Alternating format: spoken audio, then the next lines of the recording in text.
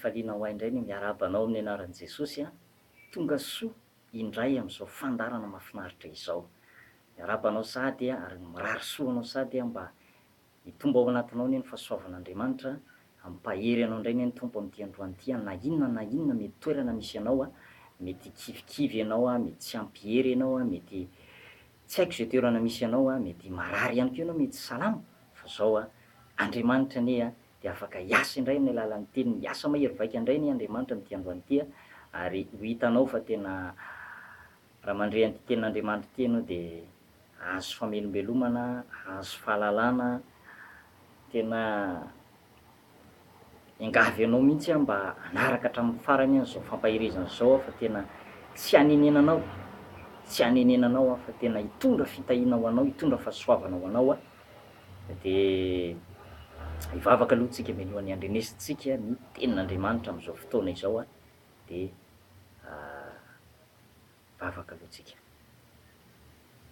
Andriamanitra misaotra anao zay raha mbola amenao indray fahasoavana afaka miaino ny teninao sy mianatra ny teninao eto amin'ity toerana ity, rakofy amin'ny ranao ny tsirairay avy, de fahasoavana avy aminao tario, ka sy io Tompo ny fiainan'ny olona tsirairay avy, be fahasoavana izy, aoka ny fanatrehanao, hanampy azy amin'izay rehetra ataony Andriamanitra ary ianao mihitsy hiditra ny sehatr'Andriamanitra any amin'izay tontolo misy azy ihany Andriamanitra na any amin'ny hôpitaly zany na eny am-pivarotana na any am-piasana n'aiza n'aiza Tompo, de hiasa anie ny fanahy masonao a, hamelombelona mpianatra ary hanao lalana anay ny amin'izay tokony ataonay a sy amin'izay tokony alehanay. Misaotra indrindra Tompo amin'ny anaranao nanaovana izany mivavaka izany, da io ihany koa ampanomponao zay anambarany hafatra, misaotra Jesosy io, amen.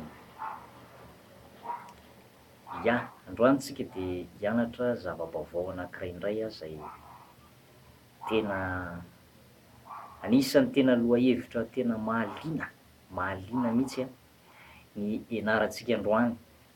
Zao ne ho jerevantsika ny Salamo fahaefatra amby valopolo andininy fadimy.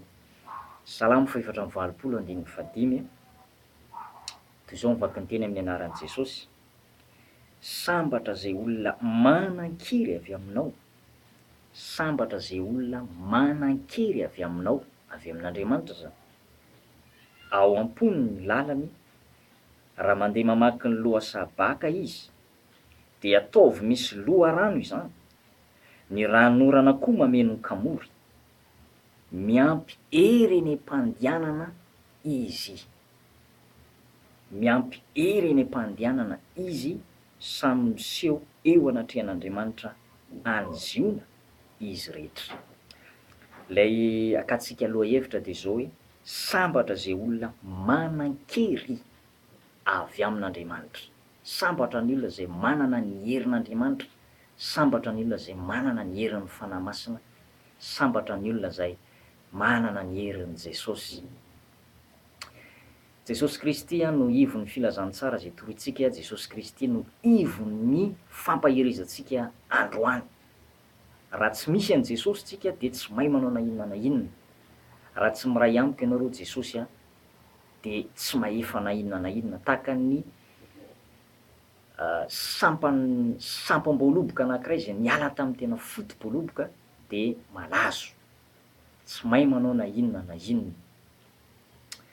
Resaka herin'Andriamanitra, vao miresaka hoe herin'Andriamanitra zany tsika de tonga ao an-tsaintsika voalohany fa hery ambony indrindra izany. Tiako aloha mampafantatra anao fa tena misy Andriamanitra, tena misy Andriamanitra ary misy ny herin'Andriamanitra.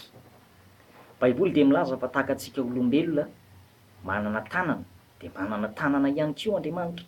Isaia 8:12 de milaza ny tenin'Andriamanitra hoe indro ny tanan'i Jehova tsy niafoy fa mavonjy, ary ny sofiny tsy lalo-dalovana fa mahare, fa ny helokareo sy ny fahotanareo, ny helokareo no hevitra mampisaraka anareo amin'ny Andriamanitra reo, ary ny fahotanareo no mampiafina ny tavany ka de tsy miaino izy. Arak'izany zany de manana tanana mahery Andriamanitra, manana tanana mahery Andriamanitra. Ary am'resaka ny amin'ny fon'Andriamanitra indray tsika de milaza ny tenin'Andriamanitra hoe indro zaho Jehova efa mifidy olona araka ny foko, nifidy an'i Davida zanaky Jese izy, ho mpanjaka an'Israely, zay olona araka ny fon'Andriamanitra. Misy ihany koa ny mason'Andriamanitra zay voalazan'ny tenin'Andriamanitra fa mijery ny tontolo eny manerana ny tany rehetra. Tahaka antsika manana tongotra ihany koa dia manana tongotra ihany koa Andriamanitra. Ny lanitra ny seza fiandrianan'Andriamanitra ary ny tany ny fitoeran-tongony, voalaza ny soratra masina izany. Dia arak'izany ihany koa Andriamanitra dia omnipotent, manana ny hery rehetra, omniscient, manana ny fahalalana sy ny fahaizana rehetra, tout savoir. Ary Andriamanitra ihany koa dia omniprésent, izany hoe manerana ny tany rehetra.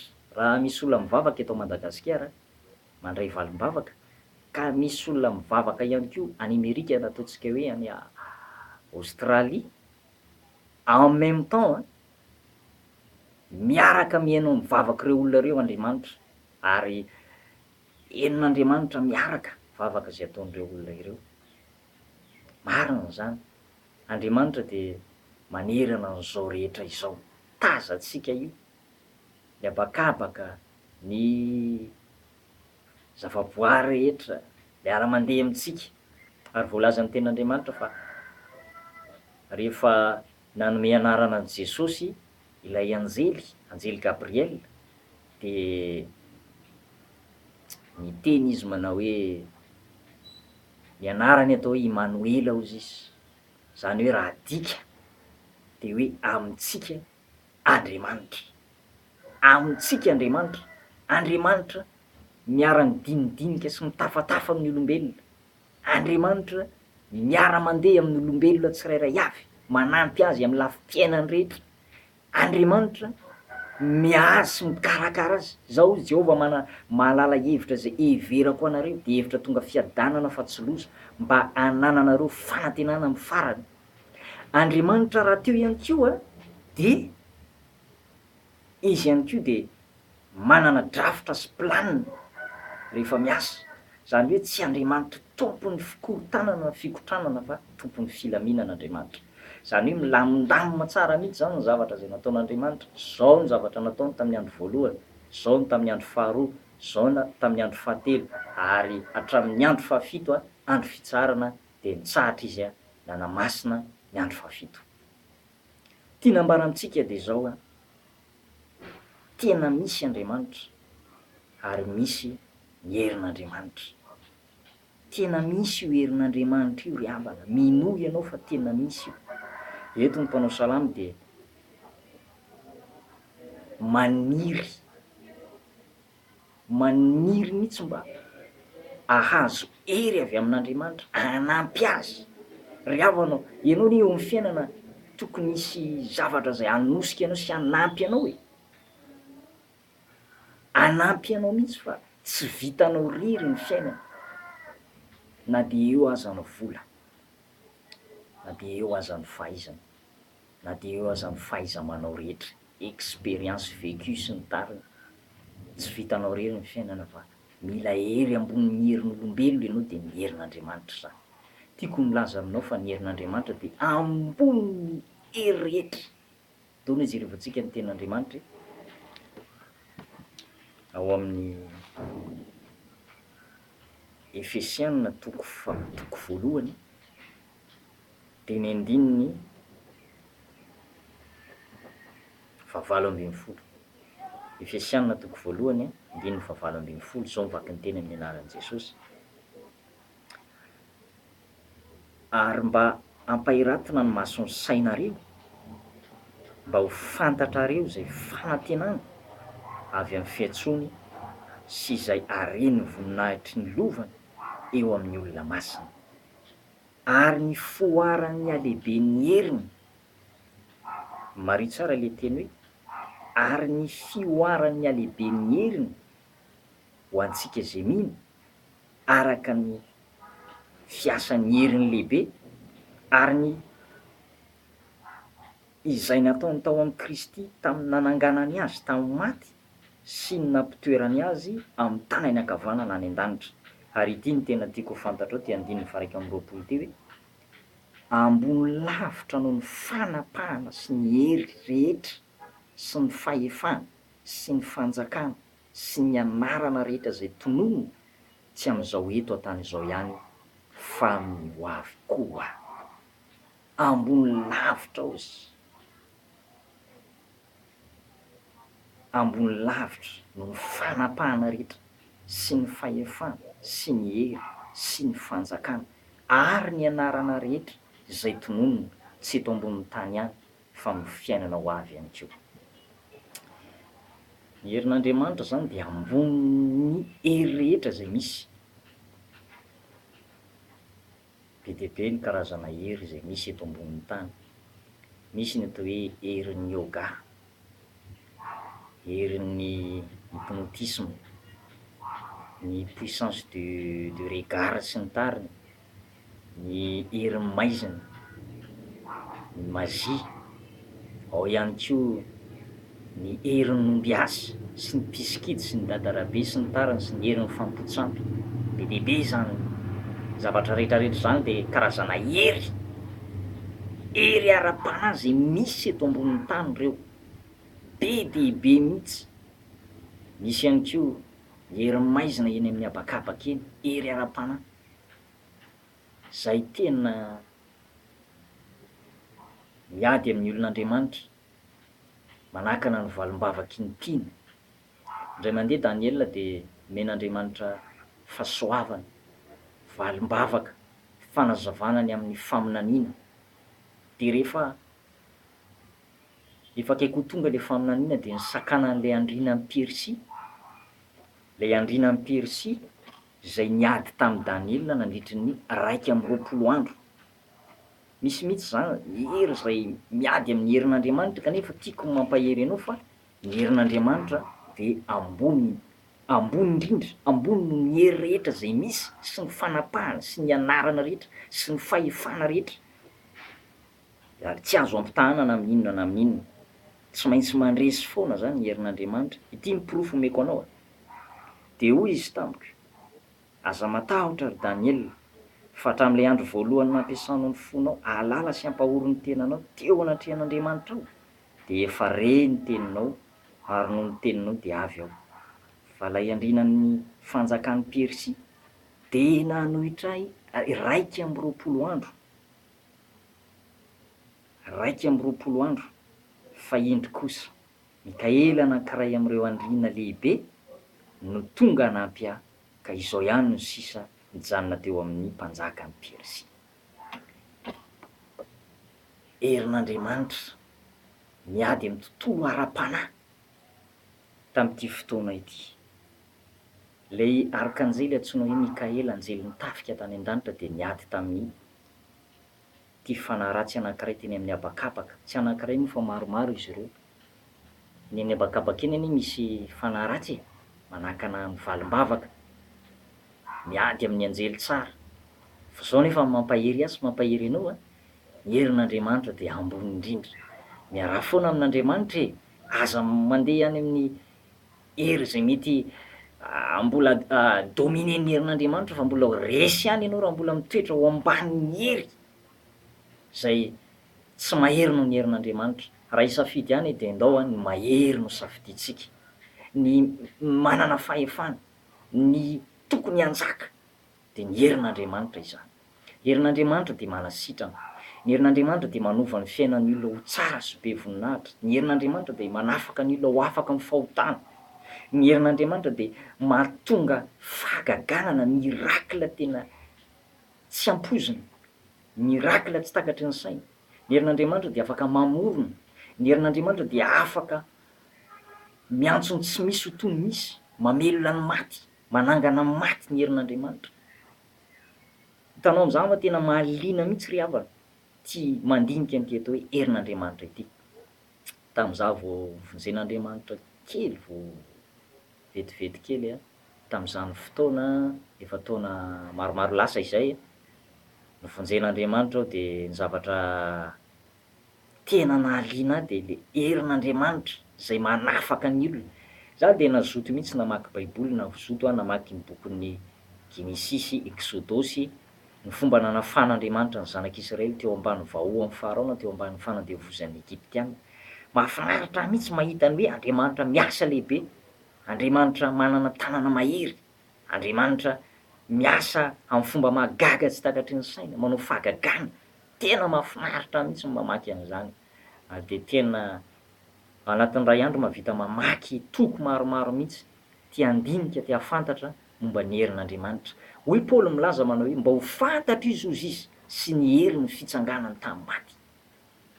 Mba ho fantatro izy sy ny herin'ny fitsanganany tamin'ny maty. Zany hoe azonao atao zany mitombo amin'ny fahalalana ny marina, azonao atao zany mitombo amin'ny fahalalana ny sitrapon'Andriamanitra, arakaraka ny andiananareo izy ny soratra masina no itombonareo.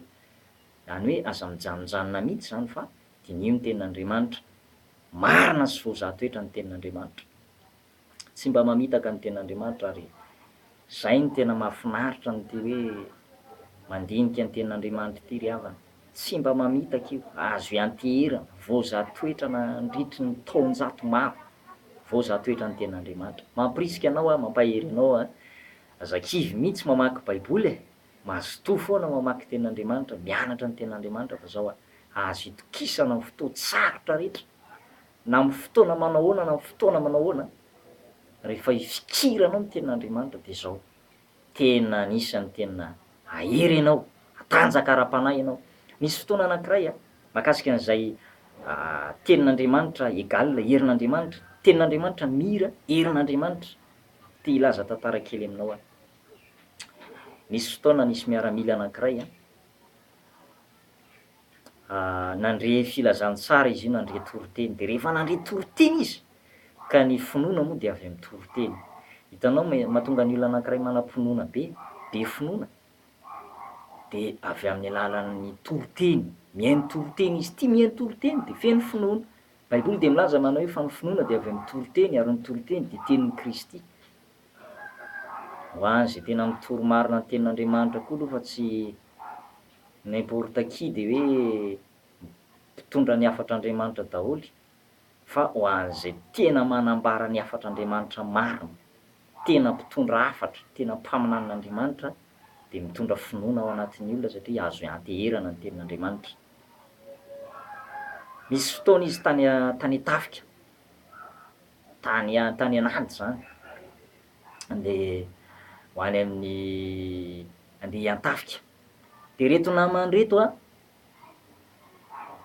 satria izy feno tenin'Andriamanitra, tia mamaky ny tenin'Andriamanitra, efa niova fo. De reto namany reto, ianao moa miaramila ihany, fiainana miaramila zany tena saokisaoky ozy ny fitenenana.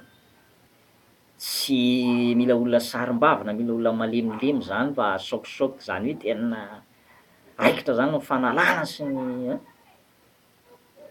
ka le raha namana ty tsy tahaka an'le toetrany teo aloha tsony nahita an'ireto namany reto azy, fa lasa tena izy io zany lasa tena tia mamaky ny tenin'Andriamanitra. De nisy baiboly teny am-pelantanany, de io baiboly io foana ny vakiny, io baiboly io foana ny vakiny.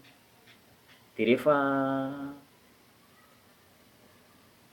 namaky baiboly teo izy, namaky baiboly teo de nahavita toko maromaro de mbola memesy nanaraby ihany ny namany, fa inona hozy ianao. Rehefa reraka am'izay zany ny masony de nalainy le baiboly de nataony tao amin'ny paosin'akanjony zany, de tampotampoka teo tsy ampoziny, tonga de nisy nitifitra avy lavitra zany. De inona hozy ianao fa tena coïncidence, tena fandrifian-javatra fa tena teo am'le baiboly mihitsy, teo am'le baiboly mihitsy no mipitika le bala. Zany hoe le kohan'le bala perdu zany, zany hoe tsy tonga de direct satria azo antoka fa raha tao anatina tôbily izy de mihena kokoa zany ny kohan'iny bala iny raha ohatra ka tena hoe tsy direct fa mbola mandalo am'le vy am'le tômôbila, zay vao bala perdu am'zay mipitika any am'le olona. Fa raha ohatra ihany koa tonga de somary ohatra hoe malemilemy ohatra le vy itifiran'le fahavalo, de hafa ihany koa nefa fipetraka zay mety hoe mafimafy koa ny kohan'iny bala perdu iny ary mahafaty iny fa isaorana an'Andriamanitra fa tena juste tena tonga de teo am'le baiboly mihitsy nataony teo am-paosy le bala, ary tena gaga ny namany hoe tena enjany zany herin'Andriamanitra zany, tena mahagaga zany herin'Andriamanitra zany. Zany milaza aminao fa rehefa tena tia baiboly ianao akaiky baiboly ianao akaiky an'Andriamanitra ani ianao zay akaiky baiboly akaiky an'Andriamanitra. Hoy ny fitenenana izy akaiky vilany fianoarana fa za milaza aminao zay akaiky baiboly akaiky an'Andriamanitra. Tsara ny mitehitra amin'ny herin'Andriamanitra zany, ary ao amin'ny fiantehrana amin'ny herin'Andriamanitra io de ahitana zava-mahagaga. Misy fotoana ihany koa tantara anankiray koa ty, izy mpampon'Andriamanitra andeha hitoro filazantsara, ary rehefa andeha hitoro filazantsara izy de zao lany ny lasantsy. Enjany zany lany ny esansy nefa any akodaoda, any akodaoda any Désiré Latsakafy fa tsy ahitana tsisy Jovenany, tsisy Shell, tsisy Galanany, tsisy Total any, fa tena tonga de lany ny essence. Asa koa na hoe variana na hoe tsy nijery an'le tableau kely manome signal hoe plein ve sa tapatapana sa efa tena kely ny lasantsy. Zao zavatra niseho rehefa lany ny essence, lany ny lasantsy, mivavaka izy, ary rehefa mivavaka izy de zao nandrarany fasika ny réservoir, io fasika io no nalainy nararaka tao anaty réservoir tao, mivavaka am'zay hoe tompo manaova fahagagana, sehoany herinao Andriamanitra fa tena mahery ny herinao Andriamanitra, mino anao manam-pinoana Andriamanitra fa mpanao fahagagana ianao. Inona ny zavatra niseho rehefa nisaorana an'Andriamanitra fa tena io Andriamanitra io de Andriamanitra mpamaly vavaka io, Andriamanitra mpamaly vavaka sady mpihaino vavaka. Joba de resy lahatra mihitsy milaza amin'ny fahatsapany mana hoe ry mpihaino vavaka ianao no aton'ny nofo rehetra, vavaka. De marena am'zay ny tôbila, nandeha le tôbila satria le essence iny novan'Andriamanitra lasa le fasika, azafady le fasika novan'Andriamanitra lasa essence. Fahagagana be zany, fahagagana zany. Ary tamina fitoriana filazantsara anankiray tamin'ny andron'ny Ingia Smith Wigglesworth, afaka jerevanao amin'ny internet zany. Io koa de nisy fahagagana tena herin'Andriamanitra tena tsy mampino zany raha olona tena hoe mijery fotsiny am'zao de ohatran'ny hoe tsy mampino zany ve de raha olona mihaino fotsiny ohatranao io zao mihaino an'zany toriteny zany de ozy ianao hoe zany ve de mba ho marina e, zany ve de mba ho possible e. Ray mandeha tovovavy kely rehefa nandre zay ho avy eo Ingia Smith Wigglesworth itoriteny io fa zany tena mpitoroteny malaza zany, mpanao fahagagana lehilahy n'Andriamanitra tena ampiasain'Andriamanitra zany. De rehefa eniny ty zazavavy kely ty fa hoe ho avy eo Ingia Smith de lasa izy nandeha tany amin'ny magasin. Inona ny ataony tao izy ianao? Tsy ampy mantsy ny tongony, zany hoe mandeha kitrilaka-pa zany izy tsy ampy ny tongony. Ny tongony anankiray iny fohy de ny anankiray normal fa ny anankiray zany tsy ampy kely. Sady tsy vitany hoe tsy ampy fa mampalemy azy mihitsy io. De lasa izy nandeha tany amin'ny magazay. De rehefa nakany amin'ny magazay izy de nividy kiraro mitovy tsisy valaka am'le kiraro mitongony ilany normal, de nivingivingitiny teny iny antrotrony tonga ary ny fotoana tonga Ingia Smith fa hitoriteny eo ambony lampihazo lehibe anankiray. De rehefa raikitra am'zay zany toriteny de vita ny toriteny famonjena, atsoina am'zay vavaka ho amin'ny marary, be dehibe ny olona teo, ty zazavavy kely tonga bonera be mihitsy ary nahazo plasy aloha mihitsy izy. Vao miteny Ingia Smith hoe misy marary ve ty vavaka ho amin'ny marary tsika, tonga de nanatony izy. Ary rehefa nanatony izy de zao rehefa tonga teo akaiky teo de gaga Ingia Smith, pastera zany gaga hoe fa inona ary ty zavatra trotrony ty ankizivavy kely ty. De nanontany izy, ray nandeha zany mivavaka de zay mivavahana teo de sitrany de torony am'zay zany zao anjara, fa inona iny entananao iny?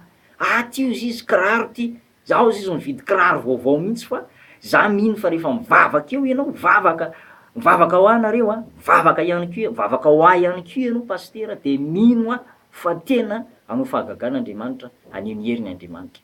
tena tonga de gaga be ngiaso ny fa hoe tena manam-pinono ty zazavavy kely ty tena manam-pinono ary fanasitranana ane ry havany tsy hoe ny pastera akory ny hoe olona spesiala fa io miankina amin'ny finoana any pastera aloha voalohany indrindra de miankina amin'ny finoana any aminao koa io de miankina amin'ny finoana rehetrarehetra misy anie ny atao hoe finoana iombonana ary ireo zavatra anankitelo roa miasa de mamokatra fahagagana ary raha mbola tsy mino azy ianao de ampian'Andriamanitra ny finoanao. Misy koa ny sitrana am-pandehanana sitrana eo ny eo fa sitrana any am-pandehanana tahaka an'ireo boka folo lahy rehefa nitenen'i Jesosy izy hoe mandehana miseho any am-pisorona de sitrana teny am-pandehanana izy folo lahy fa ny anankiray ihany aloha le anankiray Samaritanina ihany niverina tany am' Jesosy nanome voninahitra an'Andriamanitra fa ny sivy lahy nahazo fanasitranana de tsy hitany vavaka intsony mampalahelo fa zao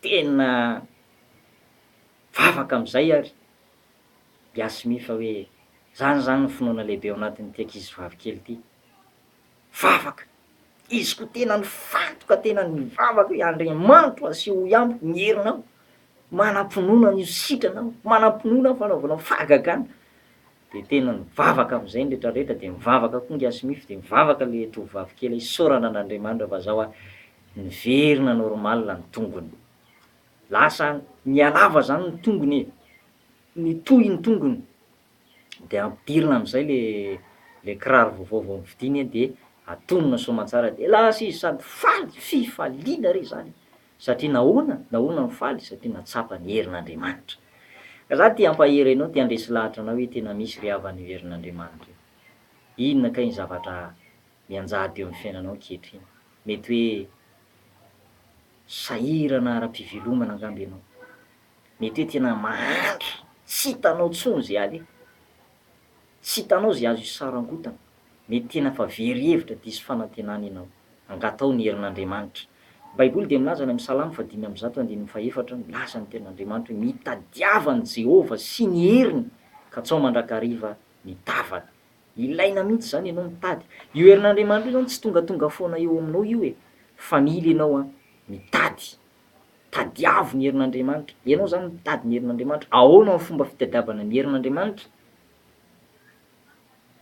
voalohany indrindra efa nambara tamintsika teo vakio aloha ny baiboly fa ny tenin'Andriamanitra de mirakitra sy maneho ny herin'Andriamanitra sabatry ny fanahy io velona sy mahery ny tenin'Andriamanitra io hoy ny bokin'ny Hebreo ka maranitra no sabatra roa lela ao amin'ny tenin'Andriamanitra ao amin'ny fandrenesana toriteny velona no atsapahanao zany herin'Andriamanitra zany de misy ihany koa amin'ny alalan'ny vavaka sy ny fifadikanana misy amin'ny alalan'ny fanaovana alim-bavaka misy ihany koa amin'ny alalan'ny fananganana alitaram-bavaka vavaka tsotra fahatsapana ny herin'Andriamanitra io nge ry havana tsy hoe fombafomba na style na hoe vavaka atao tsenjery no henon'Andriamanitra fa zao le zavatra miainga avy ao anatin'ny fonao mihitsy no borano anatren'Andriamanitra tena ny fonao rehetra de mihaino Andriamanitra zany tsy mijery ivelany fa mandinika amin'ny fo izy le fonao no jerevana le fonao no dinihany raha hitan'Andriamanitra hoe tena manam-pinoana ianao tena te hitady ny herin'Andriamanitra de iseho aminao izy iseho aminao Jesosy iseho aminao ny fanahy masina ho tsapanao zany manifestation ny herin'Andriamanitra zany Jesosy de nampanantena ny mpianatra fa rehefa ho avy io herin'Andriamanitra io na herin'ny fanahy masina io de ozy izy ao amin'ny asan'ny apôstôly toko voalohany andininy fahavalo milaza manao hoe fa azo hery ianareo zay amin'ny andro zay ilatsan'ny fanahy masina aminareo ary vavolombeloko manomboka eto Jerosalema sy eran'ny Jodia Samaria ary hatrany amin'ny faran'ny tany Andriamanitra de nanome fampanantenana lehibe teny fikasana hatraty aparan'ny tany ety Madagasikara ty de mbola afaka hiasa Andriamanitra afaka aneho ny heriny afaka iseho manifeste aminao mihitsy Andriamanitra iseho aminao mihitsy Andriamanitra raha irinao sy tadiavinao amin'ny fonao rehetra raha hitady anareo izy raha tadiavinareo amin'ny fonareo rehetra ozy Andriamanitra de ho hitanareo raha katsanareo amin'ny fonareo rehetra Andriamanitra zany rehefa tena vonona hitady azy amin'ny fonao rehetra ianao de tena ho hitanao izy tam'izah voalohany vao tonga tao am-piangonana ry havana tamin'ny fiovam-po voalohany nanana hetaheta rehefa nandre toriteny de ohatran'ny nisy zavatra latsaka tamiko ny herin'Andriamanitra de ohatran'ny misy zavatra tena mavesatra be zany eto am'tendako eto, ohatran'ny tia tomany be, tena tia tomany be, tena miaiky e, tena hoe resy lahatra, tena hoe mibaribary ny faratsiko sy ny fahotako rehetra. De nangataka an'io herin'Andriamanitra io aho, de rehefa nirava moa ny fotoam-pivavahana de nangata-bavaka tamin'ny mpanompon'Andriamanitra mihitsy aho mba tiako mba ho raisin'Andriamanitra tanana ny fiainako. Ary rehefa avy eo moa de fenoin'Andriamanitra ny heriny a, de tsy navelan'Andriamanitra raha tsy lasa mpanompon'Andriamanitra mihitsy. Za tsy milaza aminao hoe tsy maintsy hanao pasteur ianao na tsy maintsy hanao evangelista, fa io arakaraka ny vocation na ny antso. Fa ny anahy zany a, hitako hoe misy raharaha zay ilan'ny tompo anahy amin'ny fiainako ray manontolo, de zay nahatonga ahy nanoka-potoana mihitsy hoe tsy hanao zavatra hafa. Ary zaza teo amin'ny fianarako teny amin'ny université 2e année en droit, mpanetretena no ilazako anao am'zany, fa teo aho nosamborin'i Jesosy. Mbola tao anatin'ny tena vetsovetso, tao anatin'ny faniriana, tao anatin'ny tena hoe eritreritra, tena hoe hanohy fianarana eny amin'ny ambaratonga ambony, tena hoe ho tafita ho lasa lavitra. Fa teo aho nantsoin'i Jesosy, ary nahery vaika ny herin'Andriamanitra, namolavola sy nampianatra ihany koa tany amina sekoly biblika, nandalo fiofanana tany amin'ny sekoly biblika. Ary de zany herin'Andriamanitra zany de tsapa teny tontolo eny, na mandroaka devoly zany na manao délivrance, olona misy devoly de miasa amin'ny alalan'ny tsy miasa amin'ny herin'ny tena fa miasa miaraka amin'ny herin'Andriamanitra, tsapa mihitsy zany hoe fomban'Andriamanitra zany. Za manokana de natsapa an'zany teo amin'ny fiainako, tsy irery aho. Ary nisy fotoana za efa nandeha nitory-teny zay de tena nisy rangahy anankiray zay nandrahona, mitory-teny io zay mirahalahy de nandrahona le rangahy anankiray hoe eto any sisa ny baibolinareo fa tsy mila an'zany baibolinareo zany, tsy mila an'zany tenin'Andriamanitra zany zay. Sady nalefa amin'ny mafy be ihany le radio zany. De rehefa nalefa amin'ny mafy be ny radio de tohizo ihany ao rahalahy ny hira fiderana, tohizo ihany rahalahy ny hira fiderana fa tsisy miala eo. Tam'zany fotoana zany tena natsiaro ny tantara Daniela tany Andavakiliona mihitsy aho. Namoaka alika masika be am'zay ary ianao lahy, vany midanadana be ny varavarana de navoaka an'teo le alika masika be, tena masiky zany, anankitelo. Ary tsy mba alika gasy fa tena alika vazaha mihitsy. Ary zay moa somary ny tompo maso kely, ama olombelona ohatrany hoe matahotra ihany ny tena ny tompo maso kely mijery eo, ratsy izany a. Fa zao rehefa ao anatinao ny herin'Andriamanitra, tsy irery ianao fa miara-mandeha aminao Jesosy, tsy irery ianao fa miaraka aminao ny fanahy masina, tsy irery ianao fa manampy anao Andriamanitra. Tao anatin'izany de voaka ny alika, ary tena mieritreritra mihitsy le namako anankiray, tena zay vao vitany amintsika fa horambasa ny alika eto tsika, de ry lavidavitra ry misy mpanao beloty, mpanao rami, de etsy koa misy mpivarotra, de ry ampita ry koa misy olona milahatra, satria moa efa sabo tamin'ny 3 ora tolakandro teo le fotoana. De etsy ampita etsy zany misy mpiasa azy avy niasa de hoe andray mitondra carnet kely de haka vola ao amin'ny patron angamba zareo reo, maromaro izy ireo lahy sy vavy, renim-pianakaviana, raim-pianakaviana, tanora, de mitodika aty aminay mirahalahy daholo izy rehetrarehetra. Zay moa teo amin'ny tokotanina sekoly zay, fa andro tsy fianarana tamin'io de zay ny antony nitoriana teny teo. Ino moa zay anao zavatra niseho fa tena miaiky reo olo reo, tena tsy irery nareo fa tena miaraka mandeha aminareo Andriamanitra. De rehefa nizara tracte moa zay de tena nandray le olona satria tsapa mihitsy hoe tena ohatrany tsy tompo ny tenany intsony zay ry havana, ohatrany mitsingevaheva, tena faly, tena feno fifaliana, tsapa ny herin'Andriamanitra. Zay mahatonga ny mpanao salamo miteny hoe sambatra hoy zay olona manan-kery avy amin'Andriamanitra. Ary io tenin'Andriamanitra io tsy hoe toriko aminao fotsiny fa tena niaina koa ry havana. Mahatsapa an'izany mihitsy aho hoe tsy irery aho raha niasa ao an'Andriamanitra fa zao nanampy Andriamanitra tamin'ny lalana rehetra zay nalehako. Ary teo moa de very hevitra le rangahy be io de miverina nakany an-tranony any izy, de inona ozy ianao nataon'le alika, lasa nandeha nirembo sakafo le alika fa tsy nanatona anay, nefa tena alika tena masiky zany. Zany moa natao de voninahitra ho an'i Jesosy ihany fa tsy mahavita n'inon'inona, kankana sy vovoka ary lavenona tsy inona olombelona takanao ihany zahay, takanao ihany zay mitory teny aminao fa zao za koa tsy olona spesialy fa ny herin'Andriamanitra, ny fahasoavan'Andriamanitra no nahato izao ary de mba te hitona anao ihany koa tadiavo ny herin'Andriamanitra fa io anie hanampy anao amin'ny fiainana, io no manampy anao amin'ny fiainana. io ihany koa manome anao toe-panaraka an'Andriamanitra.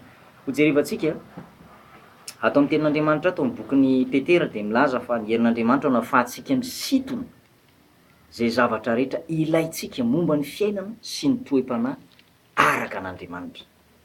Petera faharoa toko voalohany andininy 7. Efa nomeny herin'Andriamanitra ho antsika, inona avy le izy? Ny zavatra rehetra momba ny fiainana, dia inona ihany koa? Ny toe-panahy araka an'Andriamanitra amin'ny fahalalana le niantso antsika tamin'ny voninahiny sy ny fahatsarana. Efa nomeny ny herin'Andriamanitra ho antsika ozy, ny zavatra rehetra momba ny fiainana sy ny toe-panahy araka an'Andriamanitra amin'ny fahalalana le niantso antsika tamin'ny voninahiny sy ny fahatsarana. Rehefa tsapanao zany hoe tena hoe niantso anao Andriamanitra hoe andeha anao hanompo ahy, ndao anao alaiko andeha hanompo ahy amin'ny androm-piainanao rehetra. Rehefa tsapanao zay antson'Andriamanitra zay dia zao tsy irery ianao. I Abrahama anie rehefa nanaiky ny antson'Andriamanitra dia tsy irery izy, Andriamanitra nanampy azy tamin'ny alalan'ny fanomezana taranaka zany, satria nisy fotoana nandalo zavatsarotra momba Sara vadin'i Abrahama, fa Andriamanitra nanampy azy mba tanteraka an'io teny io hoe nomeny ny herin'Andriamanitra ho antsika ny zavatra rehetra ilaintsika momba ny fiainana, na zanaka zany na fananana na harena na fahasoavana na inona na fandresena ny fahotana sy ny toe-panahy araka an'Andriamanitra. Any atsimo any dia misy ny atao hoe fanafody mahery, antsoina hoe fandrohitana. Ary rehefa ny olona zay manana ny fandrohitana io, mpivarotra, dia miala maina avokoa izay rehetra manodidina azy raha misy mpivarotra zany concurrent eo akaiky eo, tena miala maina, satria vokatry le fandrohitana zany dia sintomy le herin'le fanafody daholo le client, dia lasa makeo aminy daholo, dia ohatrany mandeha be le varony zany, ohatrany mandeha be le varotra zay ataony. Fa ny sasany etsy kosa izy dia mijery fotsiny, tena ozy ny fitenenana mijery Florent fotsiny, fa no le herin'Andriamanitra dia tahaka an'izay le fandrohitana zay koa. Raisiko fotsiny zay ohatra zay mba hampazava azy amin'io hoe tahaka zany ny herin'Andriamanitra rehefa tonga amin'ny olona anankiray, dia misintona ny fahasoavana, misintona ny valim-bavaka, misintona ny fandresena, misintona n'izay zavatra rehetra ilainao momba ny fiainana, dia sintominao daholo tonga eo aminao daholo zany rehetra zany amin'ny alalan'ny herin'Andriamanitra. Tonga eo aminao zany rehetrarehetra zany amin'ny alalan'ny herin'Andriamanitra.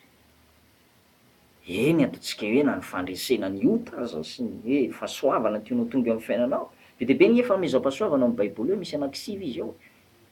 Fa zany rehetra zany dia sintomintsika amin'ny alalan'ny herin'Andriamanitra. Raha feno ny herin'Andriamanitra ianao dia feno fahasoavana ianao zay midika an'izay.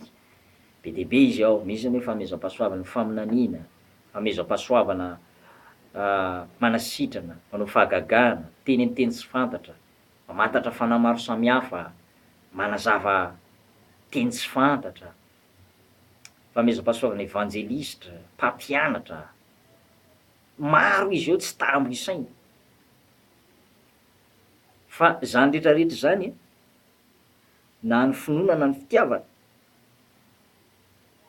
raisitsika zany rehefa ao ny herin'Andriamanitra. Fa rehefa tsy ao ny herin'Andriamanitra, tsisy voarainao zany na ray aza. Mahagaga anie ry havana mahita mpino mbola matahotra devoly, matahotra olona demoniaka. Zany zavatra mampatahotra, ary dia ampitsarana anao hoe voavonjy marina ve ianao. Izay rehetra nandray azy dia nomena hery ho tonga zanak'Andriamanitra, dia izay mino ny anarany. Nomen'Andriamanitra hery ianao rehefa novonjen'Andriamanitra, ary ny famantarana koa ny manaraka izay mino hoe raha mino marina an' Jesosy ianao tsy tokony hatahotra olona demoniaka, tsy tokony hatahotra olona misy devoly, hatahotra devoly, fa ianao dia nantsoin'Andriamanitra ho mpandresy, zanak'Andriamanitra mpandresy. Ka matoa ianao mbola matahotahotra, tsy ampy finoana, kanosa ara-panahy, dikan'izay tsy ampy hery ara-panahy ianao, tsy ampy ny herinao. Ary rehefa tsy ampy hery ianao dia izy ny ten'Andriamanitra hoe rehefa tsy ao ny herin'Andriamanitra de afa-baraka rehefa tsy eo ny herin'Andriamanitra de zao anjakazakany devoly ny fiainanao. Zany mahatonga ny olona mahantra, sahirana, zany mahatonga ny olona tena tsy mahita mangirana mihitsy eo amin'ny fiainana satria izy tsy te hivavaka. Misy olona anankiray zay moa de nilaza mihitsy hoe raha tia avy Andriamanitra de tahaka zao ny fiainako izy izy. Ahoana moa ny ilazany hoe raha tia avy Andriamanitra de tahaka zao ny fiainako? Ianao aniny tsy te hitady an'Andriamanitra, ianao tsy te hivavaka e, fa raha mivavaka amin'ny fanahy sy ny famarinana ianao tsy hiatsara velatsihy. Za mino mihitsy fa baiboly anie milaza hoe manandratra ny mahantra hiala mizezika Andriamanitra e, manandratra ny firenena Andriamanitra, ary zay rehetra omban'Andriamanitra de tsy maintsy tafavoaka eo amin'ny fiainana. Za ry havana de efa nahita olona be de be mihitsy, ohatra exemple azoko raisina hitoriako aminao, profo andreseko lahatra anao fa ny olona niaraka tamin'Andriamanitra de zao tsy nisy nafoin'Andriamanitra na narian'Andriamanitra. Jesosy aza anie miteny iza taminareo izy nafoy trano, nafoy vady, nafoy zanaka, nafoy tany, mba am'zay rehetra ananany noho ny amboko sy noho ny filazany tsara ka tsy handray zato eny izy eto am'zao fiainana zao ary amin'ny fiainana ho avy fiainana mandrakizay handray zato eny. Rehefa miaraka amin'Andriamanitra ianao 100% nomen'Andriamanitra, mihoatra lavitra noho izany aza. Isaka rehefa namboly sy niompy teo amin'ny tanàna anankiray de natsoina hoe ilay notahiny Jehova, nahazo zato eny izy tam'zay rehetra ataony, nahazo zato eny. Za zany tia hampahery anao mihitsy hoe fa io fiainanao mahantra fa diranovana, io fahadisom-panantenana na tsy fahombiazana amin'ny fiainanao io de mba adinio kely ny fiainanao, révision kely ny fiainanao manaova remise en question, manaova jery tamberina. Tena mandinihy mihitsy ry havana fa raha miaraka amin'Andriamanitra ianao azoko antoka zato isan-jato fa tsy maintsy miova ny fiainanao, tsy maintsy miova ny fiainanao. Genesis 3:22-20. Genesis 3:22-20 zao ny voasoratra. De namafy tam'zany tany zany Isaka ka nahazo zato eny tam'zay taona izay, ary Jehova nitaha azy, ary nanan-karena raha lehilahy ka nandroso sy ny tombo ambara-patongany ho mpanjato be indrindra. Fa izy nanana fananana de ondry amanosy omby ary mpanompo maro ka de nialo azy ny Filistina. Tanao am'zany fa tena zay miaraka amin'Andriamanitra tsy maintsy tafavoaka, zay manana ny herin'Andriamanitra tsy maintsy tafavoaka. Ka mba kendreo katsao mihitsy le hery ambony indrindra de io herin'Andriamanitra io ry havana. Aza matoky ny herin'ny fanompoan-tsampy ianao fa reny anie mbola ambanin'ny herin'Andriamanitra ary ianao de mbola ho ampahorin'ny reny satria reny tsy maintsy misy takalony, tsy maintsy misy tambiny. Raha mitady zanaka ianao tsy maintsy mitondra kolamena ianao, mba hatateraka an'io zavatra tadiavinao tsy maintsy manao sorony ianao. Na ianao mitondra ganagana, na ianao mitondra misy aza ny tena hoe mangataka omby mihitsy, omby anankiray, vao tanteraka io zavatra tadiavinao io, vao azonao io hery io, ary mpanao mazia aza de tsy maintsy matory any am-pasana, mihinana saka hohanina manta, voamaso-tsaka de matory any am-pasana. Jereo am'zany anie zavatra zay angatahany devoly, zavatra henon'ny fanompoan-tsampy, tsy tongatonga foana reny fa misy zavatra tsy maintsy misy takalony reny. Zany efa milaza aminao fa raha Andriamanitra no mitahanao ny herin'Andriamanitra miaraka aminao, Andriamanitra tsy mitady zavatra aminao zany satria manan-karena anie Andriamanitra, manan-karena amin'ny fahasoavana. Andriamanitra de zavatra ray ihany ny angatahany aminao fa tsy mangataka n'inon'inona aminao izy, anaka atolory ihany fonao. Ny fontsika ihany no angatan'Andriamanitra fa tsy mangataka zavatra betsaka amintsika zany satria azy anie ny zavatra rehetrarehetra an Jehova ny tany zay rehetra eo aminy, tsy mangataka n'inon'inona aminao Andriamanitra fa zay ihany ny angatan'Andriamanitra aminao de ny fonao. Ka raha mitady ny herin'Andriamanitra ianao tsisy tambiny, tsisy zavatra lohanao fa ny zavatra takian'Andriamanitra aminao de zao ianao manolotra ny fonao ho an'Andriamanitra, ianao tapa-kevitra hanompo azy, tapa-kevitra ny ino azy, anaiky zay lazainy, anaraka ny fitarihany. Rehefa zay ny ataonao de io zay ny tenin'Andriamanitra hoe manompo an'i Jehovah Andriamanitra reo de hitany ny haninao sy ny raninao izy ary esorina aminao ny aretina. Ianao zay taizataiza ny aretina na ampahorian'ny aretina, Za milaza aminao fa raha tena tapa-kevitra amin'ny fonao rehetra ianao, raha tena tapa-kevitra amin'ny fonao rehetra ianao hanompo an'Andriamanitra eo amin'ny fiainanao, za mino mihitsy ry havana fa tena hiala aminao io aretina io, miala aminao io aretina io. Za isaorako an'Andriamanitra fa hatramin'izay nanompoko an'Andriamanitra zay de fotoana vitsivitsy foana sisa mba hoe narary sy hoe tsy salama za. Ny harerahana mety misy gripa mety misy, vokatry ny harerahana sy ny fiovaovan'ny toetrandro zany. Raha hoe mandamaka be am-pandriana tena hoe mandritry amam-bolana sy herinandro maro zany de tsy mahazo azy satria za tsy na manompo an'Andriamanitra.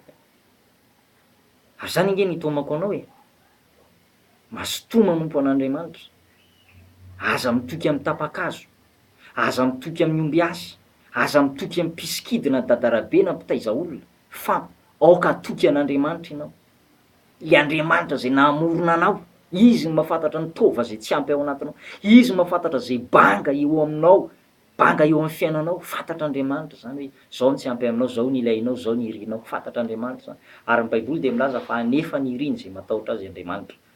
Anjarako sy anjaranao ary mitady ny herin'Andriamanitra io. Tiako zay tia ho Jehova, ary zay fatra-pitady ahy de ahita. Hitanao Andriamanitra rehefa tena fatra-pitady an'Andriamanitra ianao. Efa meko anao tao ny torolalana raha hitady an'Andriamanitra ianao. Tsy hoe akory mifakanesana any am-piangonana no ahitana an'Andriamanitra, tsara ihany mankany am-piangonana, fa zao aza mandeha amin'ny fahazarana e, aza mihatsara velatsihy e, aza mandeha routine fotsiny e, fa tsy ahita ny herin'Andriamanitra ianao raha mandeha routine. Tsy amin'ny alalan'ny firana koa na hoe za mangafeo, fa le fotsika vonona nompo an'Andriamanitra marina ve, vonona hiala amin'ny fahazaran-dratsy sy ny fahotana ve, vonona tena anaiky zay lazain'Andriamanitra ve. Fa raha tena tia an'Andriamanitra ianao, manolotra amin'ny fonao ho an'Andriamanitra, tsy maintsy hahatsapa ny herin'Andriamanitra ianao. Ny mpianatra mialohan'ny andatsahana ny fanahy masina de mivavaka sy ny fahadianana 10 andro tao amin'ny efitra ambony, mivavaka sy ny fahadianana. Reo 20 mianadahy tao ry Petera, ry Jakoba, ry Filipo, ry Tomasy, ry Natanaela, ry Jaona, nivavaka sy ny fahadianana mihitsy aloha satria tia hatsapa ny herin'Andriamanitra. Feany ary mila ny herin'Andriamanitra tsika satria amin'ny fotoan'andro raha ho avy eny amin'ny rano lanitra Jesosy ka raha tsy hita ao anatinao io herin'Andriamanitra na herin'ny fanahy masina io de ho tavela ianao. Jesosy rehefa tonga aty ambonin'ny tany de mijery ny finoana ao anatintsika izy. Tsy voatahirinao na oviana nefa ny finoana. Tsy olona manam-pinoana an' Jesosy mihitsy ianao, tsy olona manam-pinoana an'Andriamanitra mihitsy ianao raha tsy feno tenin'Andriamanitra, raha tsy mitohy amin'ny fanompona an'Andriamanitra, tsy ho feno finoana mihitsy ianao. Ary raha ho avy eny amin'ny rano lanitra eny Jesosy ka raha tsy ampy ny herinao de tavela ianao. Ny hafa mety hiakatra fa ianao tavela. Hoy izy ny tenin'Andriamanitra hoe isika zay velona sy ka mbola mitoetra, isika zay velona ka mbola mitoetra, mitoetra tsara, feno herin'Andriamanitra, feno ny fanahy masina, mahery ara-panahy, mandresy ny fakam-panahy, mandresy ny ota, mandresy ny fahazaran-dratsy rehetra, mandresy ny fitaomany devoly. Isika zay velona sy ka mbola mitoetra no hitsenan'ny tompo akarina ho any amin'ny habakabaka. Tesalonianina 1:4, andininy fa 5:12 ny anaran'i Jesosy. Fa izao no lazainay aminareo amin'ny tenin'ny tompo, isika zay velona ka mbola mitoetra mandra-piavin'ny tompo de tsy mba hialoha lalana izay fa de tsy mba hialoha izay fa nodimandry tsy akory fa ny tenan'ny tompo no hidina avy any an-danitra amin'ny antso mafy sy ny feon'ny arikanjely ary ny trompetra an'Andriamanitra, ka izay maty eo amin'ny tompo no hitsangana aloha. Isika zay velona ka mbola mitoetra, aoka zany tena hitoetra tsara amin'le fanompona an'Andriamanitra ianao, aoka zany tena hitoetra tsara mihitsy ao amin'le fahasoavan'Andriamanitra ianao. Paoly de natsapan'izany ry havana, tsy foana atao anatiny ny fahasoavana raha nilaza raha nitory-teny izy. Fahasoavan'Andriamanitra io zany ry havana tsy tokony ho foana ao anatinao mihitsy io. Fitiavanao te hivavaka, fitiavanao te hamaky Baiboly, ny famonjena zay fa voarainao, ny fahalalana sy sitrapon'Andriamanitra zay efa tsapanao, nanova ny fiainanao, mitondra tombontsoa be dehibe teo aminao mihitsy azy, miaro anao tam'izay lalana rehetra nalehanao. Satria rehefa fantatrao hoe marina de marina anie manafaka anao tsy ho andevy ny fahotana, manova ny fiainanao zany, miova na de ny fidiram-bolanao, miova na de ny fiainanao ray manontolo azy, satria afaka le fitaka sy le fahabadonana tsy fahalalana. Mafy aniny manjoan'ny olona tsy nianatra, tsy mahafantatra, tsy mahalala zavatra fa noho ny herin'ny fanahy-masina no fahasoavan'Andriamanitra de mety fahazavantsaina ianao. Ary zany fahazavantsaina zany de nanampy anao teo amin'ny fiainana ry havana, nahatonga anao tsy voafitaka. Kaoka hitoetra tsara ao anatinao ny fahasoavan'Andriamanitra. Tadiavo ary ny herin'Andriamanitra nambara tamintsika teo amin'ny alalan'ny vavaka sy fifatikanana, famakiana baiboly, alim-bavaka, vavaka tsotra na mivavaka tsotra azy ianao, tsy voatery hoe akany am-piangonana fa na mivavaka ao an-trano azy ianao midira amin'ny efitranonao mangingina ozy iny tenin'Andriamanitra de mirindrina, ary indrina ozy izy ny tranonao fa Andriamanitra zay mahitanao amin'ny mangingina no amaly anao miariary. Zay ary mifampahirezana ho antsika, rarisoanao enganehanao tena ho tsapanao ny zany herin'Andriamanitra zany, anovanao mihitsy zany ry havana. Za ry havana raha mitoro teny aminao tsy hoe te hisehoseho fotsiny na hoe te hitory aminao fotsiny aho fa zao tiako tena manana tanjona kendreny zao toriteny zao de tsy hoe tanjona kendrena tsotsotra fotsiny fa zao ny ampiovanao mihitsy, ho tsapanao ny zany herin'Andriamanitra zany, hilatsaka aminao ny zany herin'Andriamanitra zany, ary tena hisy manifester aminao mihitsy, hisy impact aminao mihitsy, hisy impact aminao mihitsy. Zavatra anankiray rehefa misy impact tena misy fiantraikany eo amin'ny fiainany mihitsy, hisy impact aminao mihitsy anie ny herin'Andriamanitra rehefa tonga ao anatinao ry havana, ho tsapanao zany hoe tena fiainana feno fahatsarana sy feno voninahitr'Andriamanitra zany, fiainana tena hoe miova ny fiainanao, tsy miharatsy fa mihatsara. Ary indrindrandrindra ihany koa ho hitanao fa tena velatra lasa lavitra na de atsotsika azy hoe fomba fanompoana an'Andriamanitra. Misy anie ny vavaka mampalahelo fa tsy mahatsapa ny herin'Andriamanitra, miditra maina mivoaka maina, miditra ao am-piangonana mpanota mivoaka avao mbola mpanota satria tsy tsapany herin'Andriamanitra, tsy mahatsapa ny herin'Andriamanitra izy. Fa za te hitory teny aminao tiako tena ho tafalatsaka anatinao mihitsy, ao am-ponao mihitsy fa misy Andriamanitra, misy herin'Andriamanitra, ary sambatra ny olona zay manan-kery avy amin'Andriamanitra, tsy azonao ampitanana amin'inona na amin'inona ny herin'Andriamanitra, fa ery ambony indrindra zany, ery ambony indrindra ny herin'Andriamanitra. Tadiavo ry havana fa raha ao aminao herin'Andriamanitra eo sady feno fahasoavana ianao no ataon'Andriamanitra fitahiana ho an'ny hafa ihany koa. Raha misy olona marary, antsony ianao, vavaka ho amin'ny marary, sitrana ny marary. Fa misy olona azony devoly, zava-misy zany eto amin'ny fiainana, tsy ara de mitovy daholo akory ny olona rehetra, antsony ianao am'zay fotoana zay, vavaka mandroka devoly ianao, mandositra resy ny devoly, fahasoavan'Andriamanitra daholo anie zany. Ianao afaka mitory teny, afaka mijoro ianao eo anoloan'ny fakapana sy ny ota sy ny zavatsarotra rehetra, fahasoavana daholo zany. Ahoana ny ahazahoana an'izany? Ao amin'ny herin'Andriamanitra. Ka eto am-pamaranana de te hiteny aminao hoe aza avela hitsika ny herinao. Mety mitsika mantsy io herin'Andriamanitra io tahaka ny gaz volatile. Hitanao ny essence rehefa ampidirina anaty jerrycan ka tsy saromanao io de misy karazana etona, ary io etona io rehefa tazaninao amin'ny hazavana de tahaka an'ireny antsointsika hoe hallucination na mirage. Zany mirage zany rehefa mandeha lalana lavidavitra ianao mandeha eny amin'ny arabe ka amin'ny andro migaingaina be amin'ny 12 atoandro iny de misy ohatran'ny lalana ohatran'ny le arabe ohatran'ny misy milepoka kely zay de ohatran'ny hoe mahita rano ianao, rano be, ary iny le antsoin'le olona mifoka rongony hoe rehefa tratran'le hallucination anatin'le nicotine le ao anatin'le rongony zay foana zany izy de ohatran'ny hoe mahita rano, de eo am'zay le mamokatra pataloha le hoe andeha hitsoraka hono izy, andeha hitsoraka fa mahita rano, hallucination. De tahaka zany zany ny essence iny, gaz volatile iny zany de mety mitsika iny mantsy ny hery carburant mampandeha mampidina ny motera io. De tahaka zany ihany koa amin'ny lafiny ara-panahy, Ary rehefa tsy mifanerasera amin'ny zavatra ara-panahy, tontolo ara-panahy ianao de mitsika ny herinao, mitsika ny herinao, tadidio tsara fa mety mitsika ny hery, mety kely ny hery. Ny baiboly de milaza manio raha reraka amin'ny andro fahoriana ianao de kely ny herinao, mety mitsika io hery io. Ary rehefa tsy ampy ny herinao de lasa kizikizitina ianao, tonga ny tsy fahombiazana, tonga ny blocage, lasa manjakazaka aminao ny devoly, manjakazaka aminao ny aretina, manjaka aminao ny fahantrana. Fa rehefa ao ny herin'Andriamanitra dominenao daholo ny zavatra rehetra, ianao indray midomina ny zavatra rehetra, tsy ny vola no mitady anao fa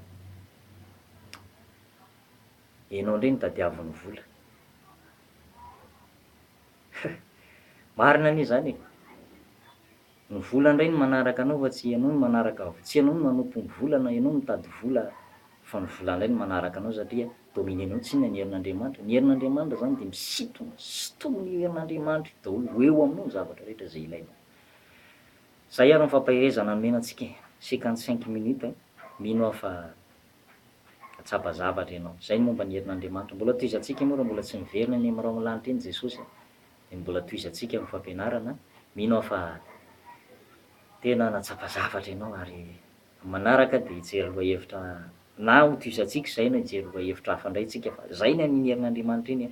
Tiako ampahafantarina anao fa mbola afaka miasa Andriamanitra. Tsika miteniteny zao mbola afaka miasa Andriamanitra. Aza kivy mihitsy ianao e, n'inon'inona zavatra manjo anao mahazo anao aza kivy. Herin'Andriamanitra afaka hanampy anao, herin'Andriamanitra afaka ataontsika hoe afaka hanosika anao lasa lavitra. Te ho tafita amin'ny fiainana ve ianao? Te ho tafita amin'ny fianarana ve ianao? Tianao ve ho tonga amin'ny tanjona ierinao? Aza mitady zavatra hafa, mivavaha, manompo an'Andriamanitra, tadiavo ny herin'Andriamanitra fa raha ao aminao ny herin'Andriamanitra ho azonao daholo ny zavatra rehetra zay ilainao momba ny fiainana sy ny toe-panaraka an'Andriamanitra. Vavaka tsika, marana fotoana am'zao fotoana zao. Tahian'Andriamanitra anie ianao mihaona indray tsika amin'ny manaraka, misaotra anao naharitra ny henatra amin'ny farany. Andriamanitra misaotra anao zay nohony amin'ny fahasoavanao sy ny famindramponao. Hanomezanao anay indray zay fampianarana sy fampahirezana zay. Da io mba ho latsapaka any am-pon'ny olona tompo ny teninao ary rakofy amin'ny ranao mba tsy ho azon'ny devoly angalarina zany. Hiasa anie ny teninao, mitondra fanovana, famonjena, fahasoavana ho an'ny tsirairay avy isam-batan'olona. Ny anaran'i Jesosy nanaovako izany mivavaka izany. Misaotra raha io. Amen. De samy tahian'Andriamanitra daholo amin'ny manaraka indray.